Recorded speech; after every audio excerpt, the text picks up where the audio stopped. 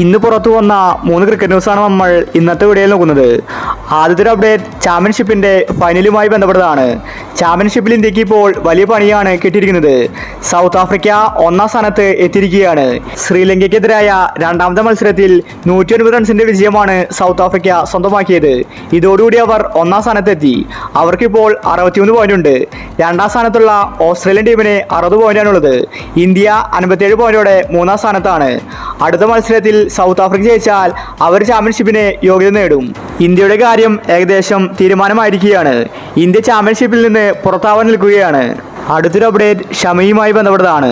ഷമി മികച്ചൊരു ബൗളറാണെന്ന് നമുക്കറിയാം. എന്നാൽ ഇനി ഷമി ബൗളർ മാത്രമല്ല, മികച്ചൊരു ബാറ്റ്സ്മാൻ കൂടിയാണ്. ഇന്ന് നടന്ന സയ്യിദ് മുസ്താഖ് അലിയിലാണ് ഷമിയുടെ വെടിക്കെട്ട് ബാറ്റിംഗ്. ബംഗാളിന് വേണ്ടി അവസാനമാണ് ഷമി കളത്തിലിറങ്ങിയത്. ഷമിയുടെ മികച്ച ബാറ്റിംഗ് ആണ് ബംഗാളിന് വിജയം സമ്മാനിച്ചത്. 17 പന്തിൽ നിന്ന് 3 4-ഉം 2 6-ഉം സഹിതം പുറത്താകാതെ 32 റൺസാണ് ഷമി എടുത്തത്. അതുമാത്രമല്ല, താരത്തിന് ഒരു വിക്കറ്റുമുണ്ട്. കളിയിലെ ഹീറോ ആയത് ഷമി തന്നെയായിരുന്നു. ഷമിയുടെ ഗംഭീര തിരിച്ചുവരവാണ് സയ്യിദ് മുസ്താഖ് അലിയിൽ നമ്മൾ കണ്ടത്. ഇതോടുകൂടി ബംഗാൾ ടീം ക്വാർട്ടർ ഫൈനലിലെത്തി. ഷമി ഇതുപോലെ ബാറ്റ് ചെയ്യുമെന്ന് ആരും തന്നെ കരുതിയില്ല. അടുത്തൊരു അപ്ഡേറ്റ് സഞ്ജു സാംസണുമായി ബന്ധപ്പെട്ടതാണ്. സഞ്ജുവിനെ T20 ക്രിക്കറ്റിൽ മാത്രമേ കാണാൻ സാധിക്കൂ എന്നാണ് ആരാധകർ കരുതിയത്.